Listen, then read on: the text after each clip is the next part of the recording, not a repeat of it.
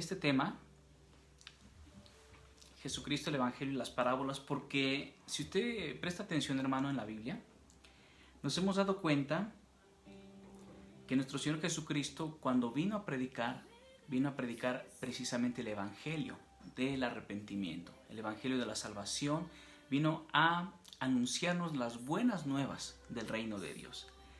Y a través del Evangelio Él tiene un propósito. Dios, a través de nuestro Señor Jesucristo, tiene un propósito de enseñarnos y de capacitarnos, pero también a través de las parábolas tiene un propósito, tanto para la iglesia como para el mundo. Y es muy interesante encontrar cuál es la parte en la que Dios, a través de Cristo, nos habla por medio de parábolas.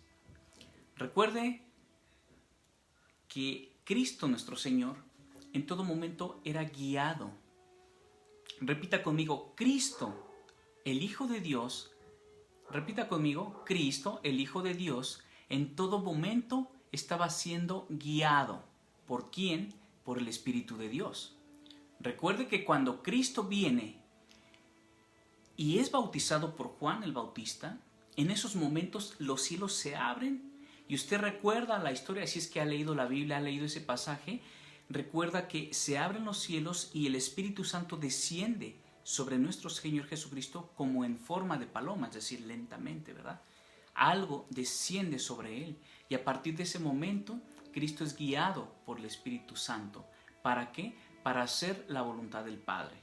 Ciertamente Cristo es Dios, pero recuerde que estaba Él bajo las limitaciones de la condición humana, que está llena de lo que hemos comentado anteriormente, de limitaciones y debilidades. Entonces es importante entender esta parte. Cristo es guiado por el Espíritu de Dios. Ahora, pero si Él es Dios, bien, esto es doctrina. Pero no me interesa tanto ahondar ahorita en temas doctrinales, sino en el punto central de por qué de las parábolas. Entonces, Cristo está evangelizando. Y al estar evangelizando, Él nos estaba capacitando, Él nos estaba enseñando. Y al estarnos enseñando, nos estaba dando a conocer cosas muy especiales de parte de Dios. Nos estaba dando a conocer la voluntad de Dios. Y mire, aunque la mayoría de las personas ha escuchado hablar de Jesucristo, de la importancia que tiene Cristo, de todo lo que Cristo nuestro Señor hizo, milagros, sanidades, predicó, salvó, perdonó y todo lo que conocemos, mucha gente, son muchas las personas que han oído. Y mire, también la mayoría de las personas desconoce el propósito por el cual Dios envía a su Hijo.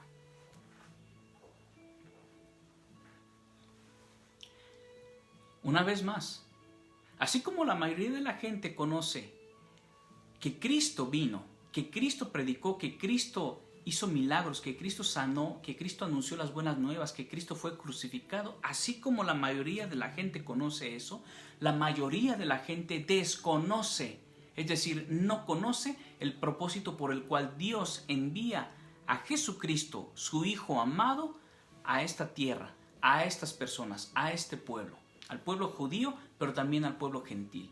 La mayoría de la gente lo desconoce ese propósito. Ahora mire, yo quiero profundizar en esta parte. La mayoría de la gente también desconoce el propósito del Evangelio. ¿Me estoy explicando? La mayoría de la gente desconoce el propósito del Evangelio. Uno es el propósito de Dios a través de Jesucristo, su Hijo amado, que es traer salvación, pero también hay un propósito que es el evangelizar, el anunciar las buenas nuevas. Pues mucha gente, aun que son cristianos, desconocen ese propósito. Entienda una cosa, cuando hablo de los cristianos, hablo de toda la gente que de alguna forma ha hecho una confesión de fe, le ha entregado su corazón a Cristo, ha reconocido al Señor Jesucristo como Señor y Salvador, sirve en una iglesia, se congrega, escucha las transmisiones de los domingos, tal vez asiste a los discipulados, pero desconocen el propósito del Evangelio. Y uno pudiera pensar, bueno, ¿que no es ese el propósito por el cual uno se congrega? es uno de los muchos propósitos. Así como la mayoría de los cristianos desconoce el propósito de Jesucristo, de Dios a través de Jesucristo al enviarlo a la tierra, desconoce el propósito del Evangelio de Cristo al enviarlo a evangelizar al pueblo, también desconoce el propósito de las parábolas. Así como lo escucha, mucha gente, y aquí ya entra el pueblo cristiano, mucha gente, muchos hermanos cristianos desconocen el propósito de las parábolas. Y las parábolas tienen una función importantísima, que es dar a conocer encubiertamente las cosas que Dios nos enseña a través de su palabra. Así como lo escucha, hermano, dar a conocer de manera encubierta el mensaje de salvación.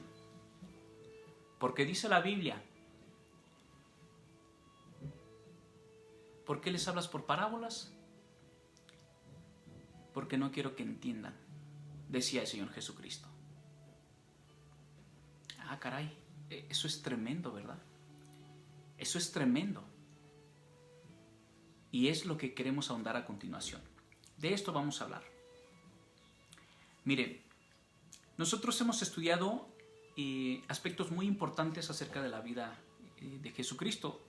Hablo en plural porque quiero hacer un énfasis de que desde diciembre del año pasado y lo que va del mes de enero, hemos estado hablando acerca de Jesucristo, acerca de quién fue, acerca del propósito, acerca de su caminar, acerca de escuchar a Jesucristo, de por qué nosotros como cristianos creemos en Jesucristo y por qué hacemos las cosas que encontramos en la Biblia, en su palabra.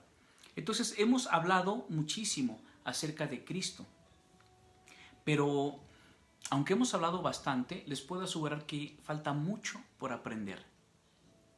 Le voy a decir como dicen algunos pastores, dile a la persona que está a tu lado, si alguien está a tu lado, escucha, falta mucho por aprender. Y si no hay nadie a su lado, no se preocupe, para sí mismo, recuerde que hay mucho por aprender, falta mucho. Y entonces, cuando Dios, vamos a comenzar a hablar un poco de los propósitos. Dios envía a su Hijo, ¿para qué? Para que entregara su vida en rescate de todos los que le reconociéramos, de todos los que lo escucháramos, de todos aquellos que hiciéramos su voluntad, pero lo más importante, de todos aquellos que le amamos y hemos decidido confiar en Él. Para eso envía Dios a su Hijo Jesucristo a salvar a la humanidad. Eso es a grandes rasgos. Hay propósitos muy grandes que es necesario estudiar definitivamente, pero ese es a grandes rasgos el propósito principal. Sin embargo, el propósito del Evangelio de Cristo es conocer los aspectos más importantes de la obra de Dios. Repita conmigo, el propósito del Evangelio de Cristo es conocer los aspectos más importantes de la obra de Dios. Aspectos como ¿cuáles? Aspectos como la creación, aspectos como el pecado y la caída, aspectos como el plan de salvación, aspectos como su palabra, como la fe, la esperanza, el amor, el juicio final, la nueva Jerusalén, el diseño original. Todo esto son aspectos doctrinales y son aspectos que se abordan y se abarcan en los discipulados. Por eso es muy importante que usted asista a un discipulado. Ahorita nosotros, mi esposa y yo, no estamos dando discipulados entre semana por algunas situaciones que se han suscitado. Sin embargo, es importante que aunque no estemos dando los discipulados, los hermanos en Berea atiendan a la sugerencia y a las indicaciones que se les dan para que ustedes mismos vayan siendo formados y capacitados. Es importante que lo hagan. ¿Para qué? Para que vayan creciendo y vayan siendo formados por Dios en el conocimiento de su palabra. Entonces, ¿qué es el Evangelio? Cuando usted y yo buscamos en un diccionario la palabra Evangelio, encontramos, fíjese, se lo voy a compartir, deme un momento. Aquí se me borró, pero ahorita lo encontramos nuevamente. Bien, el Evangelio, usted lo busca en un diccionario y va a encontrar que relata la vida y las enseñanzas de Jesús, así a grandes rasgos. A grandes rasgos, relata la vida y las enseñanzas de Jesucristo. Usted y yo hemos platicado acerca del Evangelio, del poder del Evangelio, de la profundidad del Evangelio. ¿Y qué es el Evangelio? Una vez más, el relato de la vida y de las enseñanzas de Jesucristo. Ahora, Cristo nos vino a enseñar. ¿Qué nos vino a enseñar? Que aquí es muy importante que usted y yo comprendamos para qué vino Jesucristo: a evangelizarnos. Mire, algo tan sencillo como es la creación. Dígame, ¿cómo hubiera usted sabido, cómo se habría enterado de la manera en que Dios crea el universo? ¿Cómo se habría enterado de la manera en que Dios crea los planetas, particularmente el planeta en el que usted y yo vivimos? ¿Cómo se hubiera enterado del origen de las plantas, de los animales, de las estrellas, del sol, de la luna, de los hombres, de Adán, el primer varón, y de Eva, su ayuda idónea, la madre de los vivientes? ¿Cómo nos habríamos enterado de esta situación si no es porque Dios, a través de alguien llamado Moisés, inspira, le muestra, le enseña cómo fue en un principio la creación? Y Moisés, toma nota y comienza a escribir. Recuerde que cuando Moisés subía al monte, si no me equivoco era el monte de Sinaí, si no me equivoco, cómo Moisés subía al monte y estaba días, semanas enteras en presencia del Señor. Y en esas semanas enteras, ¿usted cree que nada más estaba un ratito así Moisés? ¿O que platicaban del pueblo de Israel? No. Cuando Moisés estaba en presencia del Señor, Dios le mostraba muchas cosas, le enseñaba muchas cosas. Moisés, por su temperamento, era muy puntual para detallar cosas, para detallar sucesos. Entonces, en una de esas, de esos ascensos al monte, Dios le fue mostrando paulatinamente, tal vez durante 40 días, tal vez un solo día, no sabemos, hermanos. Pero lo que sí es seguro, que Dios le enseña a Moisés los orígenes. Ahora, le enseña a Moisés por qué vivíamos bajo la condición de pecado. ¿A raíz de qué? Del pecado y la caída. Dios le enseña a Moisés cómo era el plan de salvación. ¿A través de qué? De un Mesías. Y leemos Génesis, Éxodo, Levítico, Deuteronomio, los primeros libros de la Biblia, y entonces encontramos cosas muy interesantes. Pero Dios nos habló aparte a través de Cristo. Entonces, este tipo de situaciones, aquí es importante que nosotros sepamos, vuelvo a repetir, cuál es el propósito del Evangelio. Cuando Cristo viene a la tierra, había algo definitivamente que Dios ya había enseñado por medio de los profetas, por medio de la Escritura, por medio de Juan el Bautista incluso. Entonces hubo muchos siervos, hubo muchos profetas antes de Dios, antes de que Cristo viniera, que de alguna forma fueron preparando el camino, fueron preparando la enseñanza de todo lo que es el Evangelio de Cristo. Entonces, mire,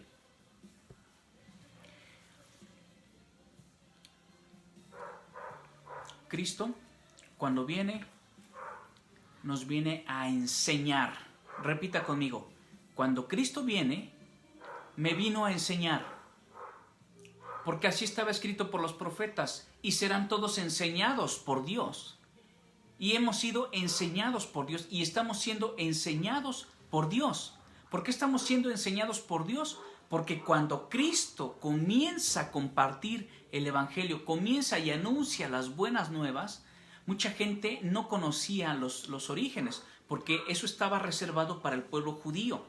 Había mucha gente entre los que escuchaban el mensaje que no eran judíos.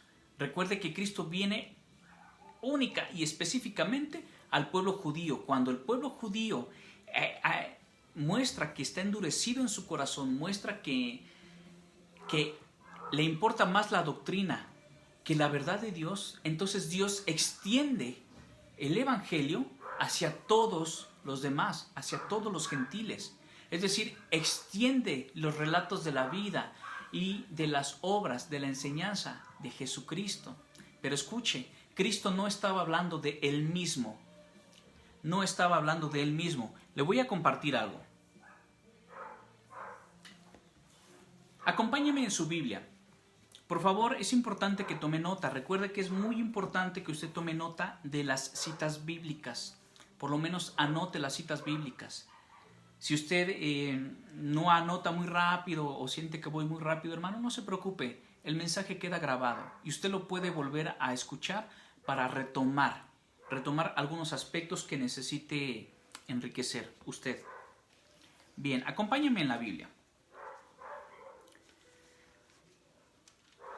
Ese no es nuestro perro, hermanos, es un perro de unos vecinos que tienen, que cada que estamos predicando está de escandaloso, pero lo vamos a reprender, hermanos. No, ayúdenos a orar para evitar todo tipo de distracciones, hermanos. Porque sí, ese cachorrito es pero bien latoso, sobre todo cuando estamos predicando los domingos en este horario. Entonces, ayúdenos a orar o para que se calle o para que se lo lleve el Señor. De verdad. Sí, hermanos, a veces somos crueles en este tipo de cosas, pero creo que la palabra lo vale, hermanos, de verdad, la palabra lo vale. Mateo, no es cierto, Juan, capítulo de Juan, capítulo 5. Mire, ya empezó el otro. El otro perrillo que está también ahí. Capítulo 5 del Evangelio de Juan. Versículo 1. Bien, ¿está usted contento esta mañana, hermanos?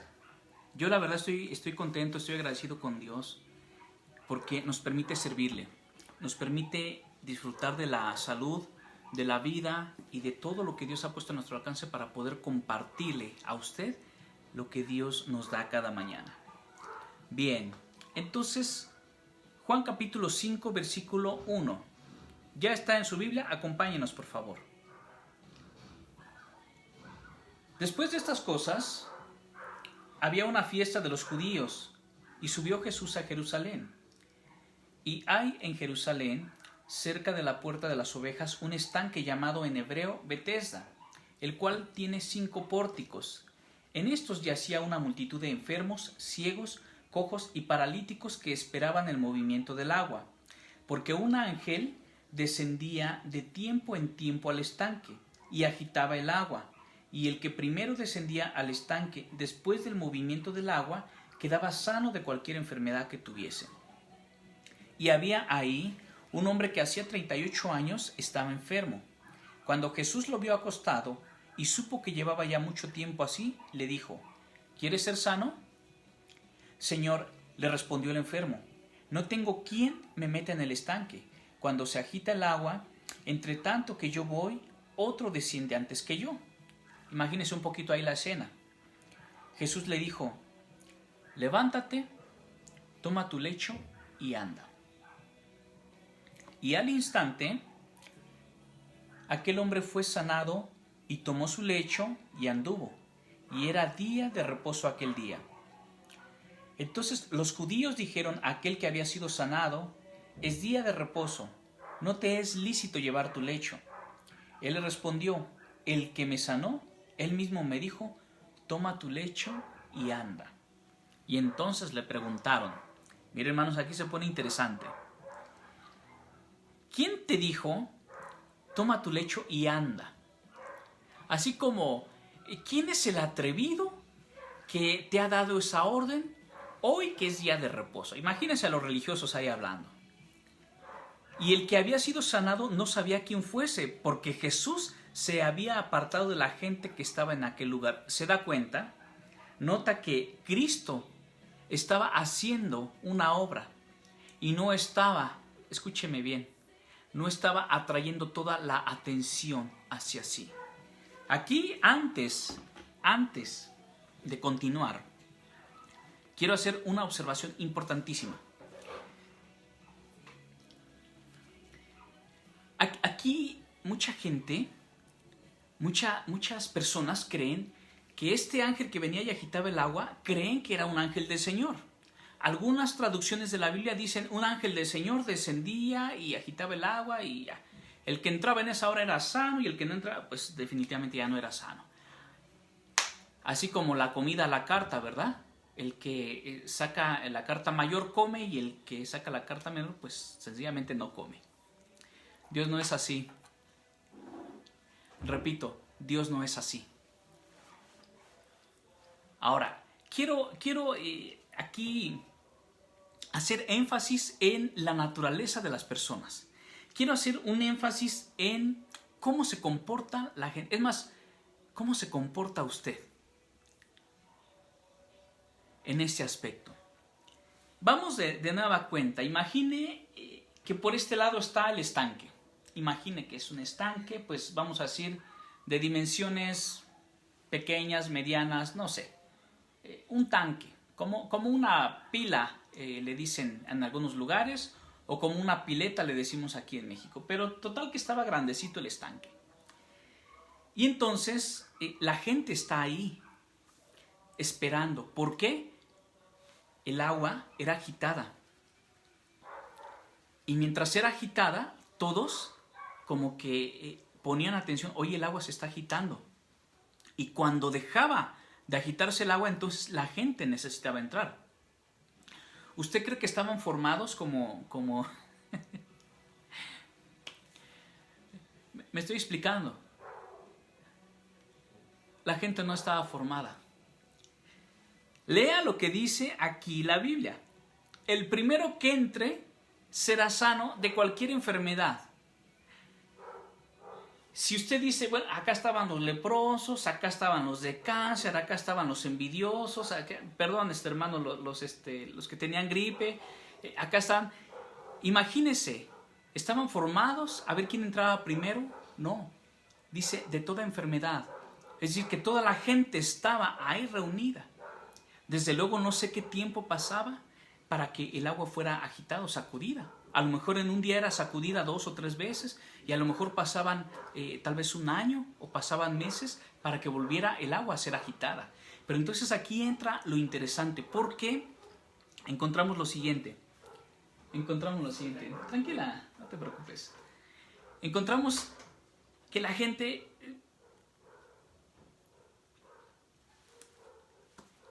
termina de agitarse el agua y entra. Yo me imagino que todos entraban al mismo tiempo, pero como era muy burocrático este principio de sanidad ahí en el estanque de Bethesda, es el primero y el único. Y era sana la persona. Entonces, volviendo al punto, un poquito acá de el hombre paralítico. Él no podía caminar, pues. Él a lo mejor podía mover sus manos o tal vez no podía mover sus manos. Tal vez en lo que quería acercarse al estanque, pues ya habían entrado todos. Y aunque él entrara, pues ya no le alcanzaba esa sanidad. Por eso mucha gente cree que era un ángel del Señor.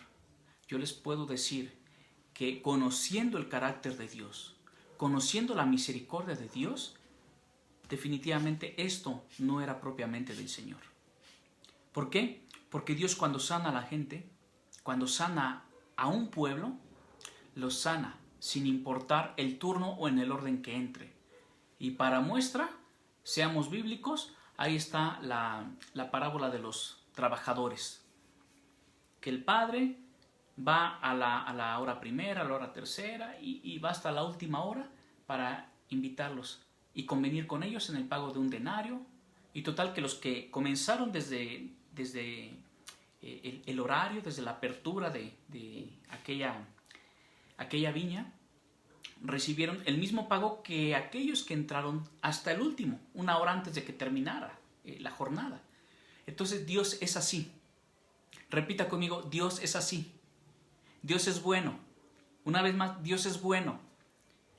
¿Me estoy explicando? ¿Es claro lo que les digo? Entonces juzgue ahora si lo que había en el estanque de Bethesda era de parte del Señor. Es un misterio y ahorita no vamos a entrar en esos puntos doctrinales. Pero como le vuelvo a repetir, Dios es tan bueno que al ver la necesidad, repita conmigo, al ver la necesidad y al ver la fe que una persona estaba poniendo en poder llegar a esas aguas creyendo que era de Dios, estaba ahí esperando, aguardando dice la Biblia, a las postes de la entrada. Bienaventurado aquel que desde temprano me busca y que desde temprano está ahí aguardando a las puertas. Entonces llega Cristo y él conocía todo lo que estaba ahí moviéndose, él conocía la situación, él conocía la necesidad de la persona del paralítico. Él conocía y por eso se acerca y le dice, oye, ¿quieres ser sano? El paralítico no sabía quién era Jesucristo. Como les dije la semana anterior, no había sido escrita la Biblia, solamente había rumores, solamente había profecías de que un Mesías había de venir, pero todavía no sabían. No había redes sociales, no había internet, hermanos. Jesucristo no era un personaje en ese momento que se diera a conocer de la manera en que muchas personas, ¿verdad?, hoy se dan a conocer. Bueno, el punto es el siguiente. Cristo se acerca y le dice, ¿quieres ser sano? Sí, pero fíjate, ya le platica, fíjate que yo quiero entrar, pero aquella persona, pues fíjate que ya me ganó y aquel otro pues está. Y le dice, pues levántate para que llegues a tiempo. Levántate, agarra tu lecho y anda, ¿verdad? Y entonces el hombre tal vez dice, pues sí es cierto, ¿para qué me estoy aquí padeciendo? Mejor me levanto y tomo mi lecho y de repente se ve él caminando. Imagínense la sorpresa, verse caminando, verse sano. Dice, pero no entra al estanque. Es que con Dios no hay necesidad de eso. Con Dios únicamente necesitas creer. Necesitamos creerle. Los demonios creen y tiemblan. Pero cuando tú le crees a Dios, entonces tu vida cambia y tu vida es transformada. Y entonces aquí voy a abrir un paréntesis, hermanos. Mire, voy a abrir un paréntesis, ¿por qué? Porque agárrense, porque a algunos les va a tocar el coscorrón, a otros van a decir, amén, gloria del Señor, que estoy aquí aprendiendo. Pero es una exhortación que quiero hacerles esta mañana. Dígame una cosa, desde que comienza el periodo de contingencia aquí en México, independientemente de lo que hay en el mundo, aquí en México, a mucha gente se ha quedado sin trabajo. Mucha gente, sus finanzas sencillamente se colapsaron. Así de sencillo. Se colapsaron. Lo doloroso, que cristianos, así como lo escucha, cristianos se quedaron sin trabajo. Cristianos, sus finanzas colapsaron. Se vinieron abajo, perdieron el trabajo. Y eso es desconcertante para muchos de ellos. Pero mire, hubo otros cristianos que a raíz de la contingencia, pues sus finanzas se elevaron. Su situación financiera mejoró. Durante la contingencia pudieron salir de deudas, de endeudamiento, muchos cristianos. Y mire, lo triste de la situación. Y no lo hablo únicamente por Berea. No me refiero únicamente a Berea, porque en Berea, lastimosamente, mucha gente que mejoraron sus finanzas, ¿qué cree que hizo con la iglesia? Pues dejó de aportar recursos, dejó de aportar ofrendas. Y ni hablar de diezmo, ¿qué se van a acordar? Dejaron de darlos, hermanos, a pesar de que sus finanzas se elevaron. Hay hermanos en Cristo, en Berea, que se quedan sin trabajo. Híjole, pues no, ahora ya ni cómo, si antes no daba, pues ahora menos. ¿Qué les quiero decir con esto? A pesar de esta situación, mire, a pesar de que mucha gente piensa, ¿no? Pues de que coman en la casa del pastor, a que comamos aquí, pues mejor comemos aquí. Sí, lamentablemente. Ese es el carácter natural de las personas. Esto lo vemos igual en el estanque de Betesda. Es decir, los que tienen mayores posibilidades, ¿qué se van a esperar? ¿Qué se van a doler de los que tienen menos posibilidades? Primero ellos. Esa es la naturaleza de las personas. Con Cristo no es así. A pesar de verdad, hermanos, a pesar de que mucha gente, no voy a hablar de porcentajes, pero mucha gente dejó de aportar recursos específicamente para Berea en México y para otras iglesias, porque es algo sabido, es algo conocido por muchos pastores, que lamentablemente las ovejas, la iglesia, dejó de sostenerlos, dejó de extender su cuidado para los propios pastores y para la obra de Dios. Pero a pesar de esto, ¿qué cree que hace Dios con nosotros como pastores? ¿Qué cree que no nos deja?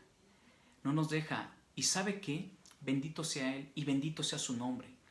Porque a pesar de esa situación, Él sigue extendiendo su provisión y su cuidado para todos aquellos que continuamos sirviéndole, para todos aquellos que nos preocupamos en que usted reciba la palabra en tiempo y fuera de tiempo. Ahora, no vengo a hablar de recursos, no vengo a hablar de finanzas, pero vengo a hacer una exhortación muy fuerte a que el que no tiene trabajo recuerde que Dios nos pide de lo que tenemos.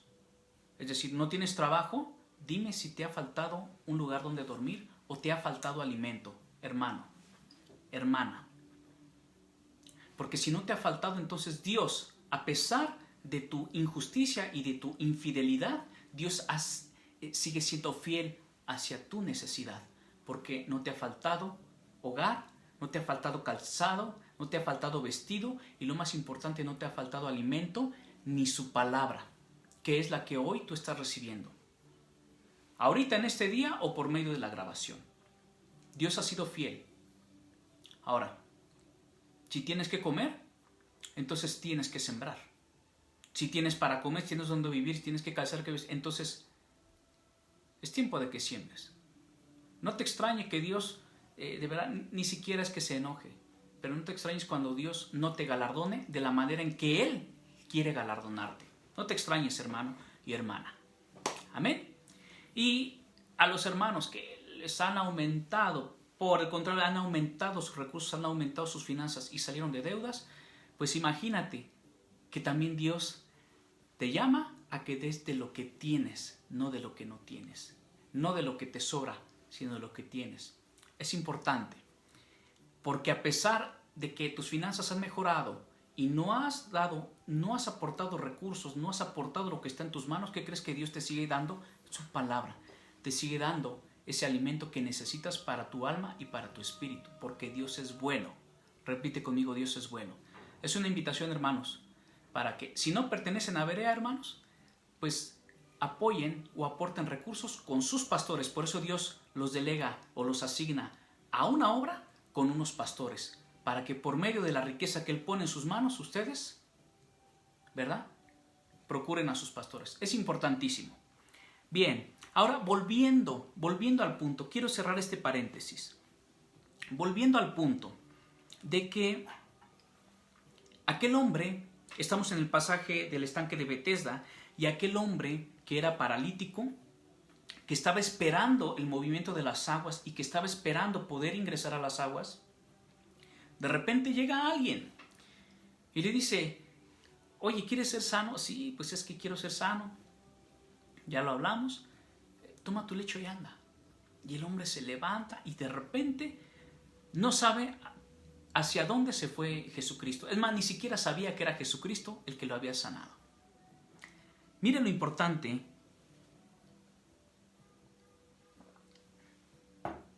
Dígame, una sanidad del tipo que sea, ¿es para gozo o para tristeza? Es una pregunta sencilla, pero yo creo en mi corazón que una sanidad del tipo que sea es motivo de gozo, es motivo de alegría, es motivo de fiesta. Pero los judíos no lo veían así, los fariseos, los líderes religiosos no lo veían así. Por el contrario, se indignan porque dicen, oye, que te salen otro día, pero ¿cómo en día de reposo? Y Cristo lo sabía. Cristo lo sabía, sin embargo, Él lo hizo. Él sanó en día de reposo y le dijo, toma tu lecho y anda, camina, haz algo. Muéstrales que estás sano aunque no entraste en el estanque. Muéstrales que por medio de tu testimonio, dejen de poner su confianza en las cosas que hay en el mundo, en las soluciones que ofrece el mundo. Es más, dejen de poner su confianza en las, no quiero decirlo así, pero en las doctrinas que enseñan los hombres. Está claro.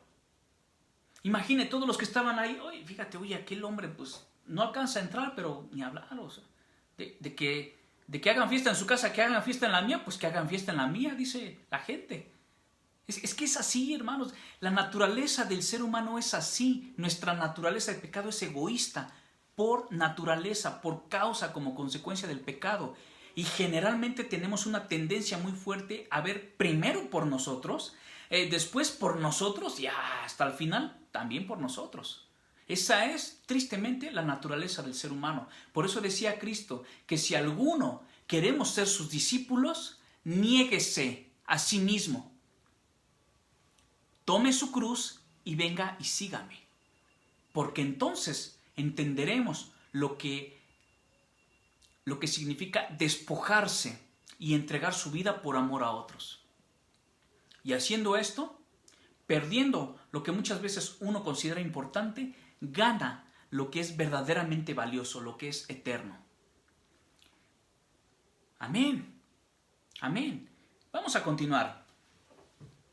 Entonces los judíos, cuando ven al hombre, dicen, oye, hay que investigar quién anda sanando en día de reposo. Pues, ¿qué se cree? ¿Cómo aparte de que lo sana, le da una orden? Aquí las órdenes nada más las damos nosotros, decían los fariseos, ¿verdad? Y bueno, entre otras cosas. Después, ahí mismo en el lugar, versículo 14, estamos en San Juan 15, versículo 14. Después le halló Jesús al hombre que había sido sanado, después le halló y le dijo, mira, has sido sanado. Amén. No, repita conmigo, no peques más, para que no te venga alguna cosa peor. Está clarito, ¿verdad? Está clarito. No peques más. Hay un pecado que vamos a considerar que es involuntario, es como respuesta de la naturaleza que todavía no ha sido gobernada por el Espíritu Santo, y hay otro que es el pecado premeditadamente que tenemos acá. Jesús se refiere cuando le dice a la gente vete y no peques más, es decir, ya sabes por qué vino tu condición, por qué vino la ruina. No vuelvas a cometer los mismos errores. No volvamos a cometer los mismos errores. Claro.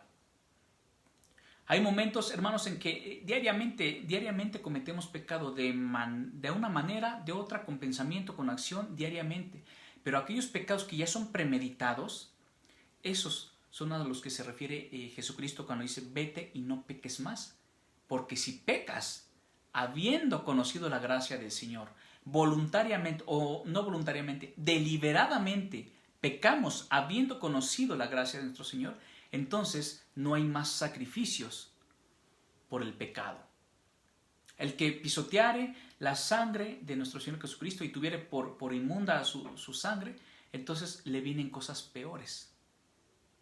Así de sencillo. Dios nos sacó del mundo, no volvamos al mundo. Nuestra naturaleza está viciada conforme a los deseos engañosos del mundo, pero ¿sabe qué? Bendito Dios, porque por el Espíritu Santo podemos identificar cuáles son esas inclinaciones que tenemos. No volvamos a eso. ¿Para qué? Ya sabemos cuál es el resultado. Ya sabemos cómo nos sentimos. ¿Para qué volver al adulterio? ¿Para qué volver al robo? ¿Para qué volver a la mentira? ¿Para qué volver al menosprecio? ¿Para qué volver a la crítica? ¿Para qué volver Ay, hermanos, hay tantas cosas que hablar. Pero, bueno, no volvamos a las cosas de antes. Somos creación del Señor, hemos sido perdonados, hemos sido sanados. No volvamos a aquellas cosas que nos hicieron daño. Amén. Correcto. Versículo 15. El hombre se fue y dio aviso a los judíos de que Jesús era el que le había sanado. Y por esta causa los judíos perseguían a Jesús y procuraban matarle. Fíjese, los líderes religiosos, los que eran, caray, se sentían que nadie guardaba la ley como ellos y que por medio de Moisés recibieron una ordenanza, no matarás. Ah, pues ¿qué cree que procuraban? Procuraban matarlo. Había una doble moral. En el tiempo de Cristo había una doble moral. En el tiempo antes de Jesucristo había una doble moral. Y en los tiempos actuales en la iglesia, ¿qué cree? Hay una doble moral. O sea, en lenguaje actual se le llama hipocresía. La iglesia, los cristianos, no son sinceros, no son genuinos. Actuamos muchas veces con hipocresía. Es decir, a otras personas pretendemos cargarle el peso de la palabra, pero para nosotros sí, como que somos más condescendientes. Y eso a Dios no le agrada. Eso delante del Señor se llama hipocresía, doble moral. ¿Ok? Entonces, volvemos al texto. Versículo 16, por esta causa los judíos perseguían a Jesús y procuraban matarle porque hacía estas cosas en el día de reposo. Versículo 17, Jesús les respondió, mi Padre hasta ahora trabaja y yo trabajo. Repita conmigo, mi Padre hasta ahora trabaja y yo trabajo. Amén. Versículo 18, por esto los judíos aún más procuraban matarle, porque no solo quebrantaba el día de reposo, sino que también decía que Dios era su propio Padre, haciéndose igual a Dios, pero resulta que Cristo es Dios. Cristo es Dios.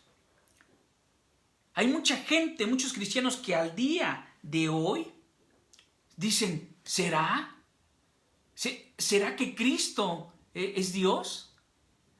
¿Será que Cristo realmente resucitó? Hay muchos cristianos que a la fecha dudan del Espíritu Santo. Dudan de que el Espíritu Santo es Dios. Y por cierto, haciendo un paréntesis, como tenemos configurada la plataforma para que gente que no es de la congregación pueda ver los mensajes, pueda ver las transmisiones, muchas veces aprovechan de esto para decirle, mira, tengo una solución y quiero dar una ofrenda para la iglesia muy fuerte porque soy millonario, millonaria. O sea, esas cosas, hermanos, es gente farsante. Entonces, cuando los vean, ya saben, allá los hermanos Hernández Muñiz, ya saben, hay que bloquear inmediatamente. Cualquier de que mire que te ayudamos con tu problema, no, entonces, ¿qué estoy haciendo yo aquí? No le estoy predicando, no le estoy capacitando de parte del Señor para que usted sepa distinguir estas cosas. Entonces, cuidado con las propagandas ahí que les ofrezcan dinero, hermanos. No caigan en eso. Ya le dije, la clave para vencer la pobreza económica. La pobreza económica es una maldición, no es espiritualidad. Pero ya lo sabe. Entonces, volviendo aquí al punto. Cierro el paréntesis. Volviendo al punto. Cristo dice que Dios era su propio Padre, haciéndose igual a Dios. Y hemos leído Romanos 8:14, que todos los que son guiados por el Espíritu de Dios, estos son hijos de Dios. Aquí es donde entra, amados, un carácter importantísimo de la iglesia de Jesucristo. Si somos guiados por el Espíritu de Dios, somos hijos de Dios. Si somos hijos de Dios, ¿quién es nuestro Padre? Pues Dios. Y a Cristo lo querían matar, ¿por qué? Porque dice que Dios era su Padre. Y verdaderamente era su Padre. Y Él era su Hijo amado. Él es su Hijo amado. A Él estamos escuchando. El Padre dijo, oigan a mi Hijo. A Él escúchenlo. Porque en Él tengo complacencia. Porque el Hijo llevó a cabo la voluntad del Padre. Y si usted y yo somos guiados por el Espíritu de Dios, es por eso que Cristo no se avergüenza de llamarnos hermanos, para hacernos partícipes de esa naturaleza como hijos. Adoptados, pero hijos. Coherederos, herederos de las riquezas de Dios en Jesucristo. Es importantísimo que entendamos estas cosas, hermanos. Es importantísimo, iglesia, que entienda que si usted se deja guiar por el Espíritu del Señor, entonces es hijo de Dios. Pero si usted de repente le pone su confianza en las cosas del mundo, en la gente del mundo, entonces, por favor, no diga que es hijo de Dios, porque entonces se está engañando usted mismo. El que es hijo de Dios se vuelve enemigo del mundo. El que es hijo de Dios se vuelve enemigo del mundo. Los cristianos podemos tener amistad con las personas que no le han entregado su corazón a Jesucristo, pero no podemos tener amistad con el mundo, mucho menos relación. ¿Me estoy explicando? No es que le quitemos el habla a las personas. Yo trato con mucha gente que no es convertido. Muchas de las personas que les invito a ver los videos son compañeros de la facultad, son amigos, son compañeros desde cuando yo iba a la secundaria, a la primaria, qué sé. Y muchos de ellos no son cristianos. Y sin embargo, uno les habla.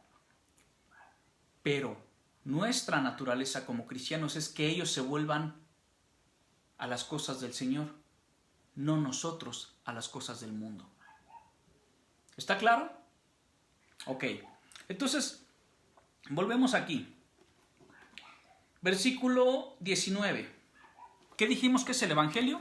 Ya vamos a terminar, no vamos a concluir este día. ¿Pero qué dijimos que es el Evangelio?